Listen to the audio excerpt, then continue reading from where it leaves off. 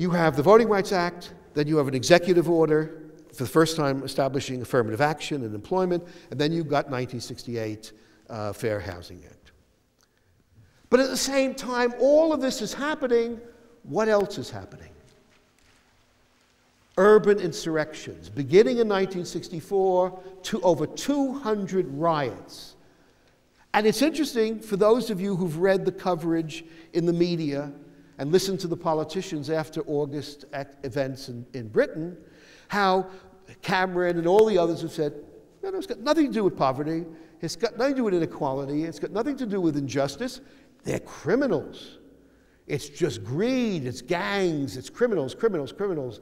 It's greed, gangs, criminals, criminals, criminals. That's exactly how the mainstream politicians and media responded.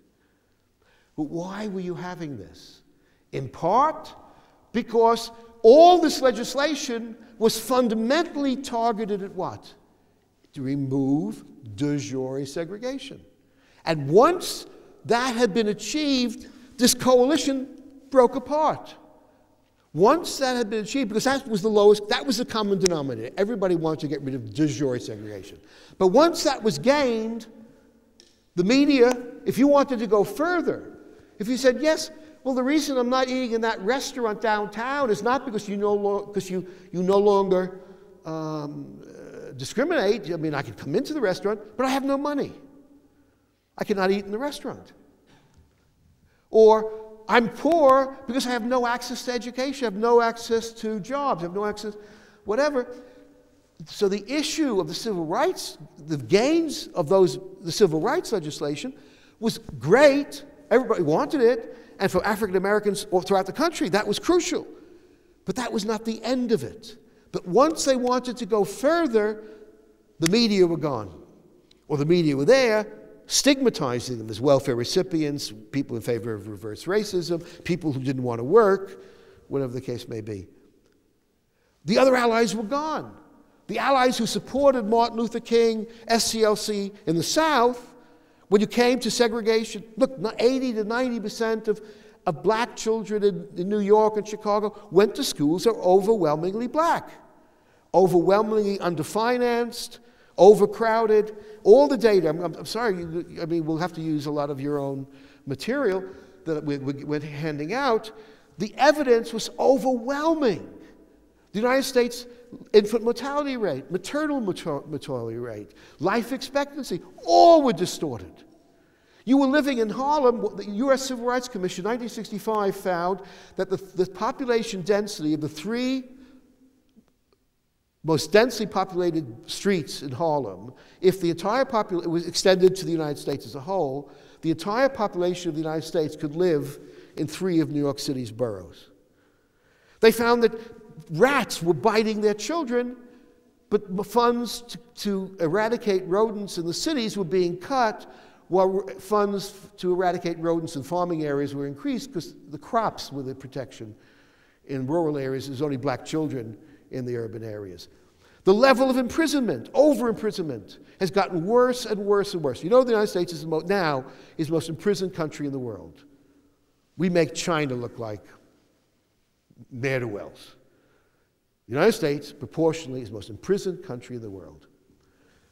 At any one day, 1 out of every 8 young African-American men are either on remand, on bail, or in prison. 1 out of every 8.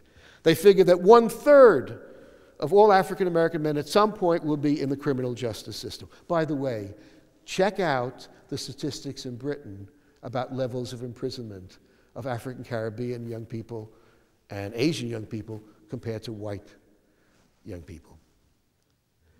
What we have is a system which was so structural racism was so dominant that the changes of civil rights legislation, as valuable as they were, did not address the issues that were shaping the lives of these people.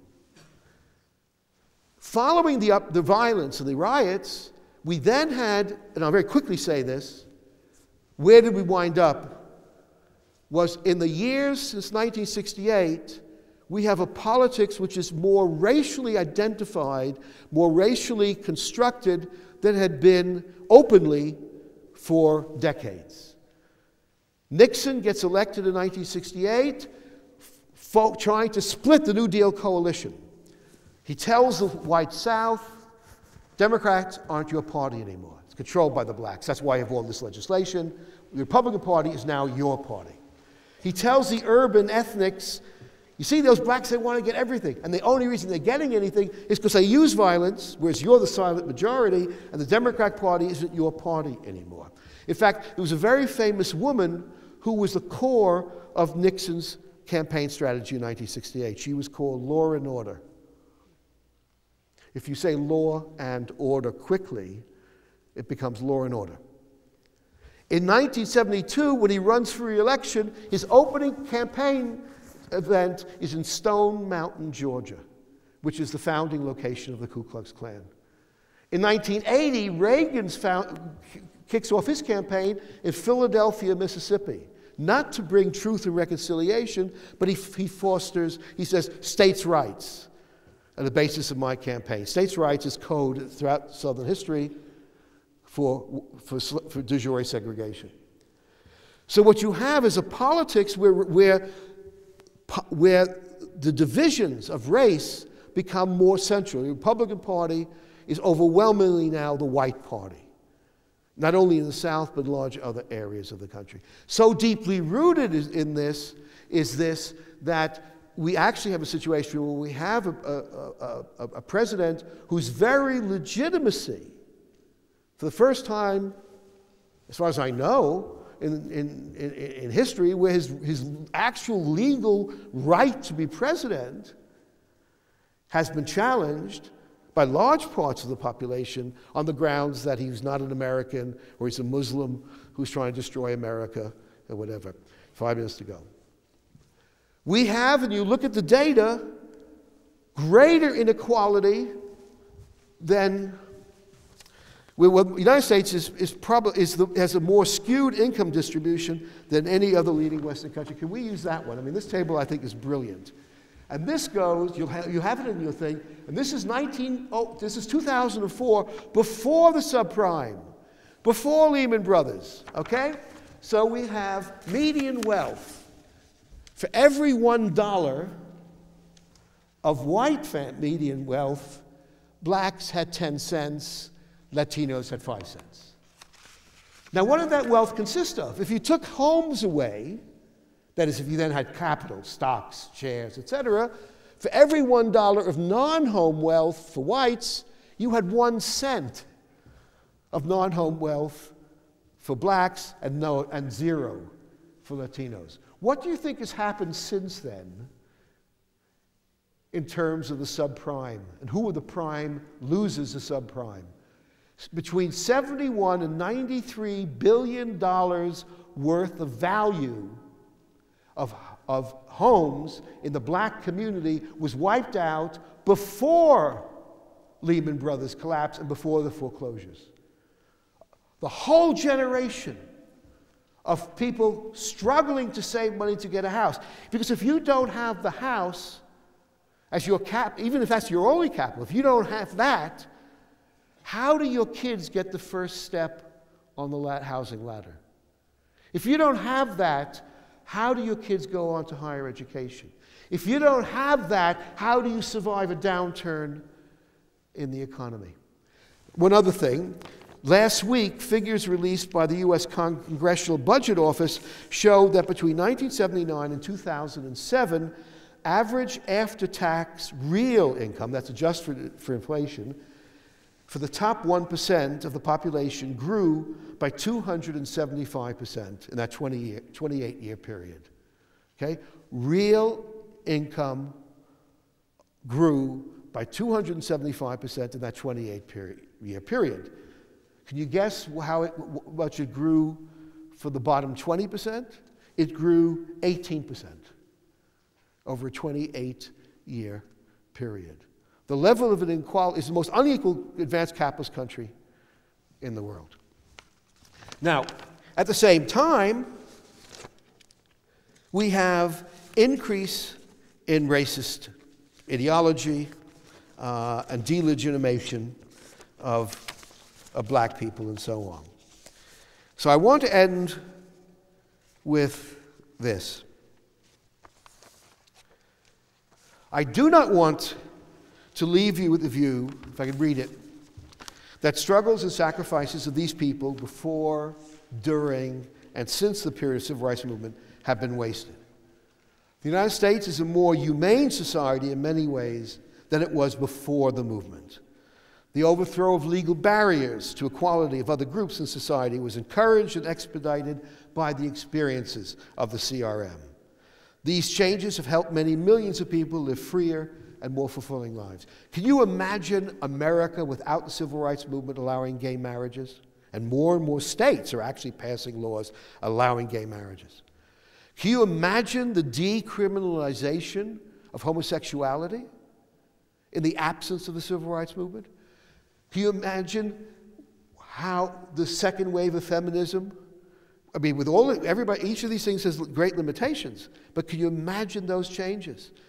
Before the Civil Rights Movement, it was illegal in most states to provide birth control information or devices in public hospitals. It was illegal.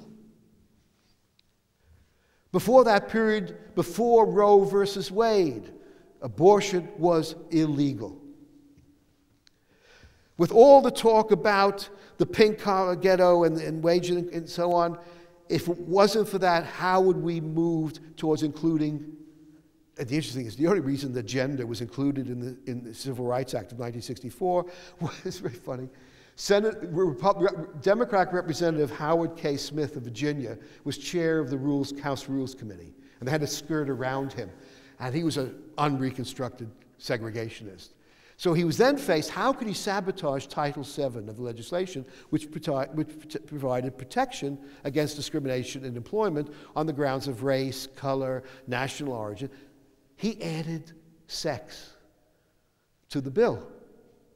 And he was convinced that so many other congressmen would be so horrified at giving protection to women that they would think it was a joke, and they would vote down that part of the bill. The joke was on him, of course. But it's really faith is why we have protection and so on. Okay. But these changes have challenged powerful individuals and groups and the ways in which this minority has held power over the majority. And I argue it has fundamentally challenged what I have called the politics of at leastness. So the fate of the United States as a democratic society, as well as other societies facing the same challenges, will be determined by the outcomes of the political battles that are being waged at the present time. Will the politics of at leastness reign supreme, and inequality will get greater and greater, and therefore repression will get greater and greater to deal with those who protest against it? Or will we listen to what Julian Bond had said, that ordinary women and men, young and old, could perform extraordinary tasks? Do we have the courage and the vision to learn from the Civil Rights Movement, to learn from the lives of these people, many of whom gave their lives, to understand that human beings make their history, but not in the terms of their own conditions? So we have to shape those conditions, and to listen to Frederick Douglass, who says, the extent to which we accept will be the extent to which the forces of power will take action against us. My feeling is the Civil Rights Movement is important for your A-levels. The Civil Rights Movement is important to understand American history. But the Civil Rights Movement is important because it's raising these questions which go beyond this social definition of race. It goes on to how society is organized and what choices we have to make as individuals. So I hope what I've said has been of interest to you, and we can have, and Sam, I think, is going to deal with questions. Okay? Thank you very much. All right.